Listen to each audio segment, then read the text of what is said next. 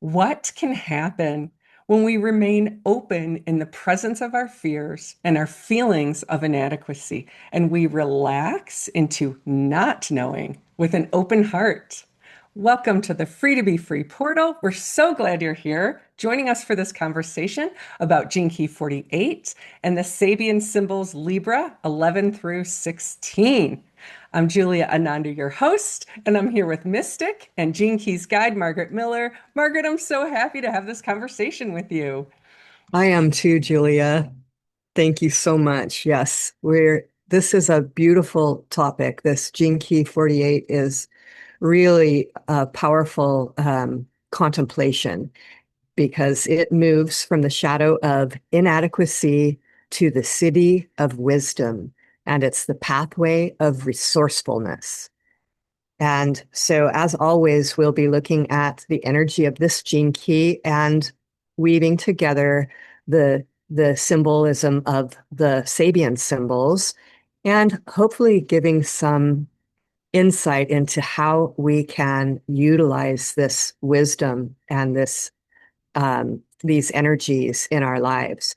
And as you remember, the gene key of the week is wherever the sun is moving through. So the sun is moving through Libra 11 through 16 at this time. So talking about inadequacy. Okay, let's start with the shadow.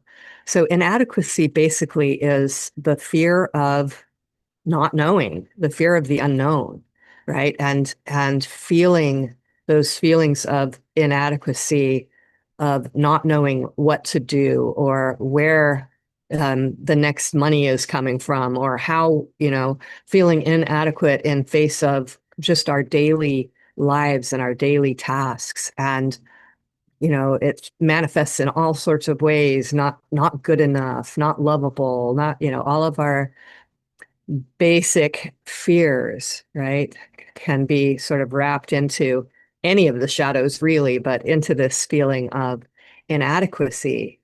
And and as with all of the fear keys or the shadow frequencies, we have to be able to be with that energy. We have to be able to relax into that fear and actually acknowledge its existence, right? And when we do, when we recognize, oh, I'm afraid of because I don't know what's going to happen next, right? And allow ourselves to feel that, but also have the awareness, begin to have the awareness that this is always the case, right? We're always facing the unknown. We're always in the place of not knowing truly we are. We don't know what's going to happen next. And this is what the in Tibetan Buddhism they would call the groundlessness, right? Like the the earth and the ground beneath us is always moving and shifting. And so relaxing into that, and like you said in the beginning here, with an open heart, right?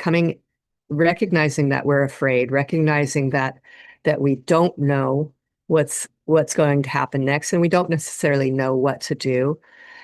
If we're able to relax and to drop down into our heart center, to allow the energy to drain out of our heads and down into our hearts and begin to reside there and allow that heart energy to open, what happens is that our inner wisdom, our inner gifts, our inner talents become available to us.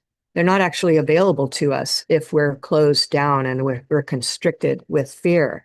So we have to relax into that feeling and allow it to be there. But as we allow it to be there, it dissipates. As we reside in our hearts, our fear dissipates because it doesn't reside there, right? Love resides there. Sometimes we sense it as if we have all this fear in our heart. And really, that's, just the feeling of our heart being closed. But once the heart begins to open, once we relax and we breathe into the heart and we recognize and accept that all of this is unknown, and it's unknown on purpose. If this life wouldn't be the great mystery if we knew it was going to happen, right? So we can relax into that. And as we do, then our inner gifts and our resources become accessible to us. And in the gene keys, those first four gene keys of your profile, called the activation sequence, talk about your prime gifts, right? And so those gifts and other gifts, all of your gifts, become accessible. And that's what true resourcefulness is, right? Is being able to access the innate gifts within us and to respond to life through offering our gifts out in service to the world, right? And this is always a really key point, I think, in whatever we're doing, because this gene key also is about prosperity in a lot of ways, right? That resourcefulness and wisdom. And prosperity is different from wealth in the sense that it is providing us just what we need and a little bit more than we need so that we can share it, so that we can be a resource for others, right? And whereas wealth is about stockpiling against that fear of insecurity, that fear of not being stable, right? And so there is this great allowance or allowing that happens in relaxing into the unknown, because as our gifts and our inner talents and resources become available to us, what is sparked is a huge amount of creativity. And we, lo and behold, the solutions as we relax into uh, the unknowingness of life, that the solutions just sort of provide themselves. And that energy itself is really the key to wisdom, to the Siddhi of wisdom.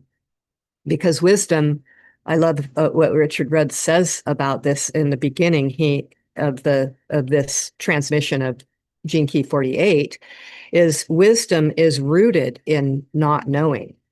Like that's where it comes from. The just the mystery, the great being uh, bathed and immersed in the unknown, in the great mystery. The wisdom is the universe itself. The wisdom is found in nature. I mean, it's found in the natural world. It's found in our very bodies, right? Our wise bodies. And so it's always here, just like all of the Siddhis. We're surrounded by it, and we are penetrated, and we are immersed in that wisdom as we relax into the great mystery. And it's very much like the previous Siddhi of perfection, where that perfection is life is perfect as it is. And the wisdom, is the same way. It's always here. And it is that unknowing. And so it's always sort of a paradox, but basically, when we move out of fear and into love, then that wisdom becomes accessible, and we become the conduits of that wisdom out into the world. So as we move forward now, I'd like to look at the Sabian symbols and kind of sort of weave those energies into this. So Libra 11, a professor peering over his glasses at his students. And this is talking about how wisdom and knowledge, how that can be turned, how mere knowledge can transmute or transform into wisdom through its transmission. And and in that transmission, the professor in this case has to have a resonance with his students in order, he has to have an understanding of them, right? So he has to actually put himself into their shoes in a little bit in order for them to understand him, right? And to receive that transmission of wisdom. And so it's very much about coming from the heart rather than just the intellect.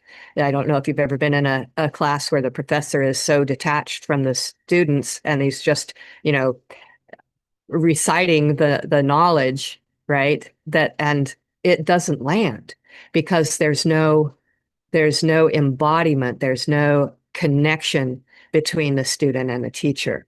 So I thought that was a beautiful symbol to go with this gene key. So Libra 12, miners are surfacing from a deep coal mine or a diamond mine or whatever the mine is.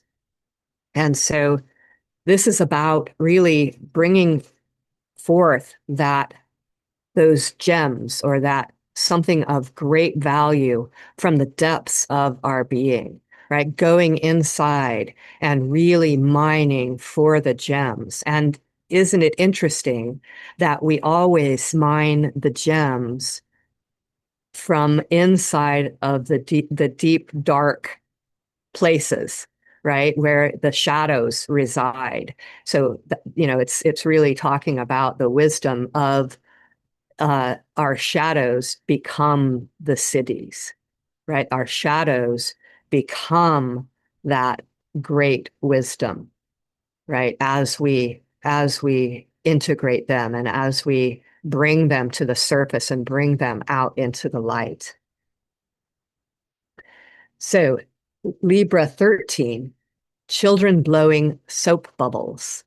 And this has to do, it's really beautiful, but it's really bringing us back into, you know, like soap bubbles don't have much materiality, right? They're not really solid, right? It's this ephemeral sort of fantastical um, fantasy kind of feeling that is so innate within the child, right? And so but what it does is bring that lightness of heart, which is very much a Libra quality, but also is the quality of our being, our highest self, because it's open to all possibilities and to the unknown. And you know, the child looking at the soap bubble is, you know, sort of mystified by how they seem to be solid, but if you touch them, they disappear and they pop. And it's just sort of a beautiful there's a beautiful wisdom in soap bubbles, right? It's the ephemeral nature of beingness on this planet. And so I love that one too. Libra 14. In the heat of the noon hour, a man takes a siesta. So this really speaks to the need for recuperation, right? The need to stop. When we're in that feeling of fear, when we feel inadequate, when we've done everything we can do and we can't think of anything else to, you know, to do to make it right or to solve the problem or whatever, we have to take that pause. We have to go into the inner world, into even the dream world in order for that, you know, the solidity of this of the problem to begin to break apart and to loosen up and to open us up to the wisdom of our bodies, the wisdom of the natural world, the wisdom of our cycles, right? And and when we if you've ever taken a really wonderful nap at a difficult moment, right? And woken up, sometimes the answer just appears, right? And so we are able to move forward in a refreshed way, in a more open-minded and open-hearted way. So Libra 15, It's called Circular Paths. And it's sort of it's talking about the cyclical nature of life, right? And it's talking about when we align ourselves with the natural rhythms, when we align ourselves with the circadian rhythms, the rhythms of light and dark, the rhythms of the season, the rhythm of our heart beating, the rhythm of our breath going in and out, then we're in the flow of life when we do that, right? And that's what any meditation or any form of spiritual practice is really aligning ourselves with that rhythm of life, right? And so this is such a beautiful and powerful symbol for what has to happen in order for us to be able to be with the groundlessness of being, right? And to flow with what is happening. And what happens is our gifts and our talents and our resources begin to flow with that, and they come out effortlessly and are shared with the world in that way. So what a beautiful um, symbol that one is as well. Then Libra 16. After a storm, a boat landing stands in need of reconstruction. So after the storm, there may be all kinds of debris, all kinds of things that have fallen apart, right? The complete destruction of things. And this is part of that cyclical nature and sort of part of what we're afraid of, because there is this cycle of creation and destruction, right? And we like the creation part, but we don't necessarily like the destruction part so much. But what happens there is that then we see the aftermath and we see those pieces and we can determine what parts of that, what parts are able to be incorporated into the new structure, right? And what parts we just have to let go of, what parts are no longer useful. And so it requires in the case of this storm, right? And the destruction of the boat landing, that we be resourceful, that we use the resources available to us, the people power and all of the materials and the knowledge and skills and talents to rebuild into something that will be lasting for however long it lasts. And that is determined, how long it lasts is determined by the quality of that energy of resourcefulness going towards it. So those are the Sabian symbols that are associated with this gene key, and I just think they're so juicy and pertinent to this topic. I have a yoga teacher who's in his 80s. His name is Dharma Mitra, and he describes himself as a Dharma bubble. So, like, if all of the ether is spirit and universal love, he's just like a soap bubble wrapping around some of that. Yeah, I love that Sabian symbol. But Margaret, I also love your definition or your description of the clarity in destruction, the clarity that comes in destruction. You see all the pieces and you can see what you want to keep and see what you want to allow to be recycled. Yeah, really wonderful. Yeah, so I guess yeah, I do too. And I love that idea because we're always facing that. Like even, just in our day-to-day lives, we're always facing things that are falling apart or things Mhm. that we don't need anymore. And sometimes we don't notice until things really fall apart. Hmm. And, Hmm. Yeah. and then we find the ways, like our resourcefulness becomes really apparent to us when when it's needed. And this is part of trusting. This is another piece. Thank you for bringing this to my attention, because that's another piece I wanted to say, is that it really relates to, and this gene key really demonstrates how we have to really trust that what is happening in our lives and what is happening in the world, what is happening for us. It's not happening it's not happening to us, it's happening for us. And our resourcefulness will come online as we relax into the changing nature of life. Margaret, I've never heard anyone else say this brilliant, poignant thing about fear and how we feel like fear is in our heart, but it's really our heart closing or constricting, and that cuts off our natural gifts and talents. And so when we keep our heart open, or when we can drop from the fear that's in our mind and drop into our heart and allow our heart to be open, that's when our gifts and talents and resourcefulness and the wisdom flows through us. That is magnificent wisdom. Isn't it, it's very visceral. You can feel it.